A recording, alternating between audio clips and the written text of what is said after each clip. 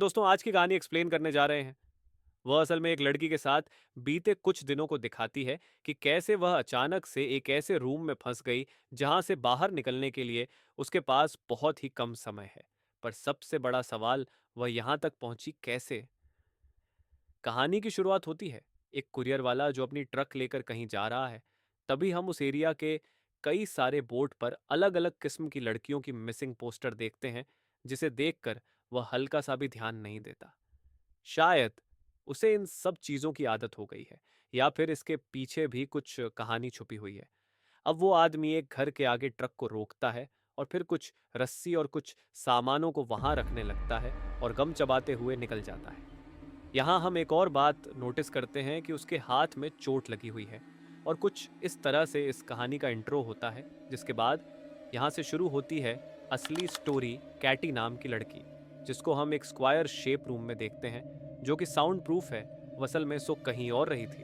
और जब उसकी आंख खुली तो उसने खुद को यहाँ पर पाया। ये रूम बहुत ही अजीब होता है। ऐसा लग रहा था कि मानो किसी जेल जैसा हो। दीवारें बहुत ही ज्यादा मोटी थी। कैटी उठने की कोशिश करती है लेकिन उठ नहीं पाती। उसकी पूरी बॉडी में दर्द हो रहा था, लेकिन वो फिर भी कोशिश करके उठ ही जाती है। तभी उसे जमीन पर रेंगता हुआ एक कीड़ा दिखाई देता है, जिसका यह साफ मतलब है कि इस रूम में कोई तो दरार जरूर है जहां से यह कीड़ा अंदर आया होगा। अगर उस दरार को कैटी ने ढूंढ लिया तो वो भाग सकती है, लेकिन उसको यहाँ पर बंद किसने किया, क्योंकि यही हमें जानना है और आपको भी, जिसके लिए कहानी में बने रहिए। और दूसरी चीज, इसके पीछे क्या मोटिव है। अब वो आगे बढ़ने की कोशिश करती है, लेकिन उसके पैर लड़खड़ा रहे थे। उसे रूम में कुछ अजीब सी चीजें देखने को मिलती है, जैसी कि एक घड़ी जो कि अभी चल नहीं रही है, वॉल पे बड़ा सा 9 नंबर लिखा हुआ, और आखिर में एक गेट जो कि पूरा लोहे का है। लेकिन कैटी को लगता है कि शायद वो उसे ओपन कर लेगी, इसीलिए वह उसके पास जाती है, उसे खोलने की कोशिश करती है, लेकिन कुछ नहीं होता। वह चिल्लाती है, पर उसकी आवाज़ सुनने वाला वहाँ पर कोई नहीं है, इसीलिए वह मायूस हो जाती है। तभी उसे कॉर्नर पर एक रस्सी रखी हुई दिखती है।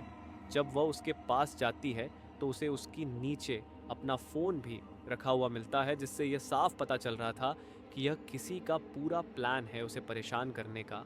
वह सबसे पहले फ़ोन को खोलती है और 911 पर कॉल लगाती है। लेकिन अफसोस, इस रूम में कोई भी नेटवर्क नहीं है, और यही वजह है कि वो अपने फ़ोन को दोबारा रख देती है, क्योंकि यह फ़ोन किसी भी काम का नहीं है। वहाँ उसे एक और कोने पर कुछ खून के धब्बे दिखाई देते हैं, जो कि अभी फ्रेश थे, यानी कि उससे पहले यहाँ पर कोई और भी आ चुका है। ये सब चीज़ें कैटी को डराना शुरू कर देती हैं। उसे कुछ समझ नहीं आता कि अब वो करे तो करे क्या। वो ऊपर वाले को याद करना शुरू कर देती है। तभी उसे एक खिड़की दिखाई देती है, जो कि ट्रांसपेरेंट थी, मतलब इससे बाहर देखा जा सकता है, और यह भी पता लगाया जा सकता है कि इस समय पर सुबह हो रही है या फिर रात। उस खिड़की पर एक हैंडल भी लगा हुआ था, जिससे कि वह खुल सकता है। कैटी को पहले यह दिखाई नहीं देता, लेकिन जब कुछ देर बाद थककर वो ऊपर की ओर देखती है तो उसे यह दिखाई दे जाता है, और अब वह उसे पकड़ने की कोशिश करती है। लेकिन इतनी आसानी से वह यहाँ से बाहर तो निकल नहीं सकती, लेकिन वहां तक पहुंच नहीं पाती। उसने रस्सियों का भी इस्तेमाल किया, पर कोई भी फायदा नहीं होता, इसीलिए वह फिर से मायूस हो जाती है। कुछ देर बाद उसे बहुत ही गुस्सा आता और वह बहुत तेज तेज चिल्लाने लगती है, और जिसने भी उसे यहाँ पर बंद किया उसे बहुत गालियां भी सुनाती है और बुरा भला कहती है। लेकिन तभी एक सायरन की आवाज आती है और पूरे रूम की लाइट ग्रीन हो जाती है। कैटी बहुत डर जाती है और वहीं डर के मारे चुपचाप बैठ जाती है। थोड़ी देर तक सब कुछ शांत हो जाता है तो उसकी नज़र उस घड़ी पर पड़ती है, जो कि अब चलना शुरू हो गई थी, और उसमें अभी 9 मिनट लगे हुए हैं, मतलब कि 9 मिनट का टाइमर है। लेकिन यहाँ कैटी कितने दिन से है ये हमें नहीं पता था, शायद कई महीनों से या फिर कुछ दिनों से। इसके बाद वह फिर से अपने फ़ोन को चेक करती है, और इस बार उसमें नेटवर्क आ रहे थे। वह अपने कॉन्टैक्ट को खोलती, लेकिन किसी ने उसके सारे नंबर को डिलीट कर दिया था। यहाँ पर कैटी ने पुलिस को कॉल क्यों नहीं किया, यह सवाल आपके मन में भी आया होगा। शायद उसे यह बात ध्यान में नहीं होगी, या फिर इसके पीछे कुछ और वजह है। वो अपने फ़ोन के सेल्फी कैमरा को खोलती है और उसमें देखती है कि उसके कपड़े पर भी 9 लिखा हुआ है। क्या वो किसी तरह के कंटेनर में है जो किसी और देश में जा रहा है? यही बात उसके दिमाग में आती है। वह अपने फ़ोन में एक लड़की की फ़ोटो देखती है, जिसे वह खोल कर देखती रहती है। शायद ये कैटी की दोस्त हो, या फिर उसकी पार्टनर हो सकती है, जिसे वह मिस कर रही है। अब वह एक और बार उस खिड़की तक जाने की कोशिश करती है और उस पर अपना चप्पल मारती है। शायद वो लॉक खुल जाए, लेकिन कोई फायदा नहीं होता। तभी उसे इतना गुस्सा आता है कि वह अपना फोन दीवार पर दे मारती है, जिससे कि उसमें म्यूजिक बजना शुरू हो जाता है और वॉल पर एक छेद भी हो जाता है। शायद यह साउंड प्रूफ के लिए कार्बन लगाया हुआ था, जो कि फट जाता है। अब कैटी उस छेद की ओर बढ़ती है इस उम्मीद में कि शायद कोई बाहर उसे मिल जाए, लेकिन उसका दिल तब टूट जाता है जब उसे पता चलता है कि इसके पीछे तो एक कंक्रीट की दीवार है, जो कि असली रूम की वॉल है। अब उस घड़ी में पूरे 15 मिनट हो जाते हैं और सभी लाइट ऑफ हो जाती है। कैटी को लगता है कि अब कुछ बुरा होने वाला है। वह चिल्लाना शुरू करती है और कुछ देर बाद फिर से लाइट आ जाती है। वह देखती है कि रूम के गेट को अनलॉक कर दिया गया है। उसके अंदर एक उम्मीद आती है कि शायद अब वह यहाँ से भाग सकती है। वह गेट को खोलती है, लेकिन उसका दिल फिर से टूट जाता है, ये जानकर कि उसके पीछे एक दीवार ही है। इसलिए वह उस आदमी को बहुत सुनाती है कि वह उसके साथ ऐसा गेम क्यों खेल रहा है। और तभी वह घड़ी फिर से बंद हो जाती है और इस बार उस पर 45 मिनट का टाइमर सेट हो जाता है। यानी कि अगले 45 मिनट में फिर से कुछ बुरा या बहुत बुरा होने वाला है, जिसके बारे में कैटी को भी पता नहीं है।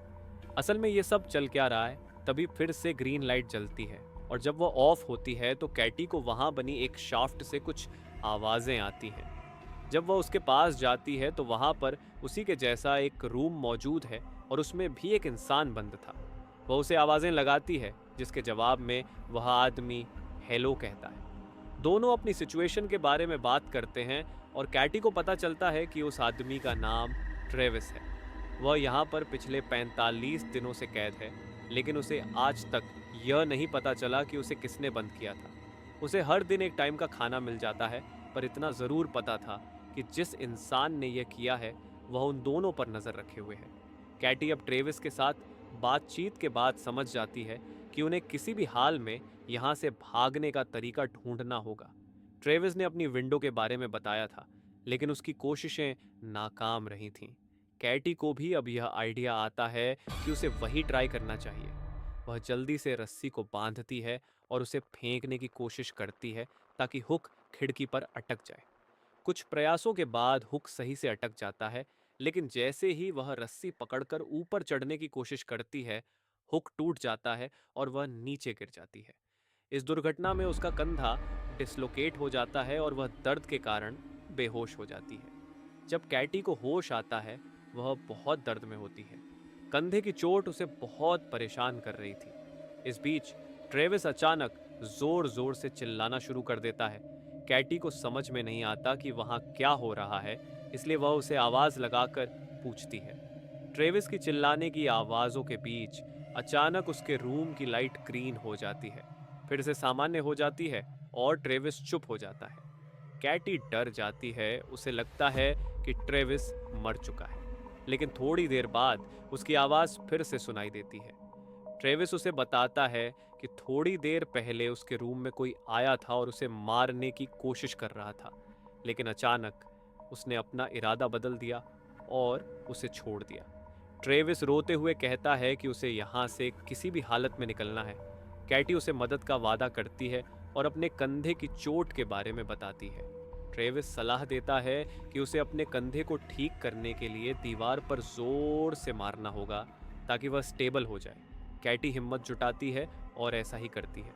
दोबारा प्रयास करने पर उसका कंधा ठीक हो जाता है। अब दोनों मिलकर भागने का प्लान बनाते हैं। कैटी पहले शाफ्ट की जाली को खोलने की कोशिश करती है, टूटे हुए हुक का इस्तेमाल करते हुए, और यह कामयाब हो जाती है। वह ट्रेविस से भी कहती है कि वह अपनी तरफ से भी ऐसा ही करे, लेकिन ट्रेविस की तरफ से कोई जवाब नहीं आता। कैटी को लगता है कि शायद उस आदमी को अब पता चल गया है कि वे दोनों भागने की कोशिश कर रहे हैं। वह देखती है कि रूम में कुछ वायर लटके हुए हैं। वह उन वायर को खींचना शुरू करती है।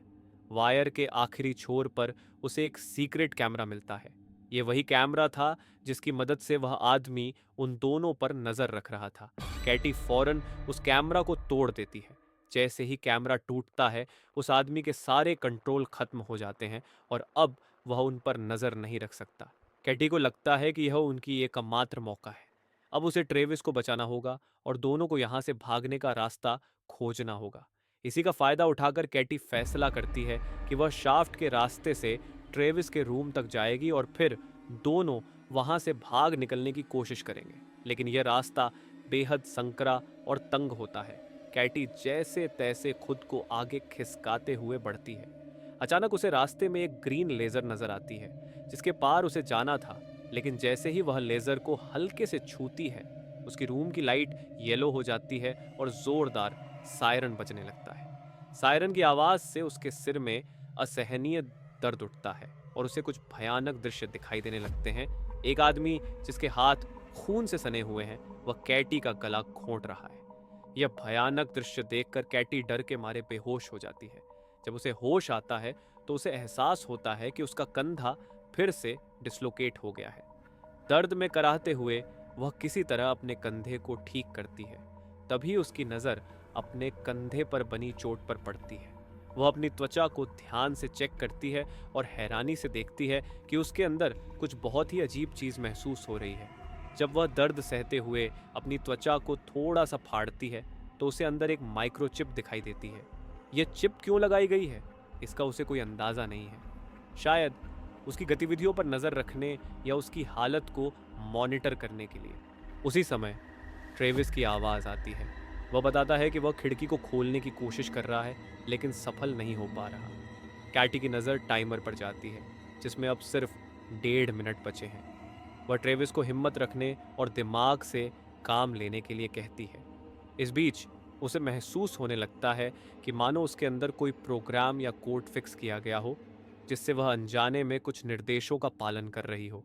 आखिरकार ट्रेविस किसी तरह खिड़की को खोलने में कामयाब हो जाता है, लेकिन तब तक बहुत देर हो चुकी थी। टाइमर खत्म हो जाता है और सभी गेट्स अपने आप बंद हो जाते हैं। शाफ्ट भी लॉक हो जाता है और अचानक पूरे रूम में अंधेरा छा जाता है। इस डरावने सन्नाटे में कैटी खुद को संभालने के लिए अपना वही पसंदीदा गाना गुनगुनाने लगती है ताकि वह डर के बजाय खुद को हौसला दे सके। कुछ देर बाद कैटी को गेट से कुछ आवाजें सुनाई देती हैं। अचानक वहां से एक स्लाइड खुलती है जिसमें एक तेज रेड लाइट चमक रही होती है। कैटी घबराते हुए उसके पास जाती है और जैसे ही अपना हाथ अंदर डालती है उसे एक बंदूक मिलती है। अब सवाल यह है कि इस बंदूक का उपयोग वह किसके खिलाफ करेगी? क्या यह किसी तरह की नई चुनौती का हिस्सा है या फिर उसे कोई रास्ता दिखाने के लिए दिया गया है? कैटी के पास अब बहुत कम समय बचा है और उसके सामने एक बड़ा फैसला लेने का समय आ चुका है।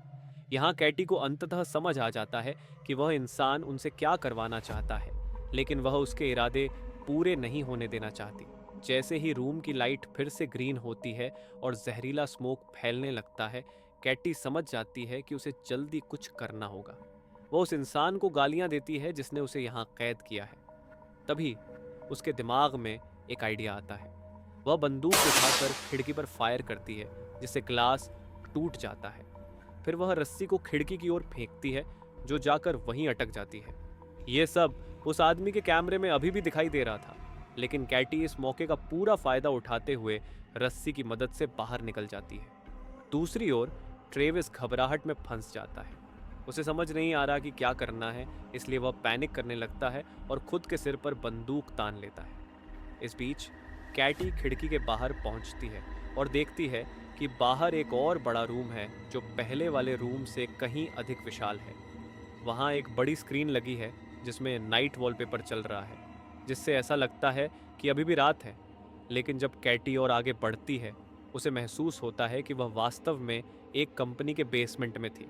तभी उसकी नज़र ट्रेविस के रूम पर पड़ती है। कैटी छुपकर देखती है कि वही आदमी ट्रेविस के रूम के ऊपर खड़ा है और अपने टैबलेट से कुछ कंट्रोल कर रहा है। कैटी तेजी से भागकर बाहर निकलती है और देखती है कि बाहर सुबह हो रही है। उसे यह समझ में आ जाता है कि यह सब किसी कंपनी का सीक्रेट प्रोजेक्ट है। भागते हुए उसे एक टीवी पर ट्रेविस का विज्ञापन दिखाई देता है जिसमें वह कह रहा है कि उनकी कंपनी इंसानों और रोबोट्स के बीच का अंतर मिटाने पर काम कर रही है। यह देखकर कैटी को गुस्सा आ जाता है और वह टीवी तोड़ देती है। तभी उसे एक फोटो दिखाई देती है जो उसकी दोस्त की थी, वही दोस्त जिसकी तस्वीर उसने पहले अपने फ़ोन में देखी थी। वह कंपनी की पहली डायरेक्टर थी।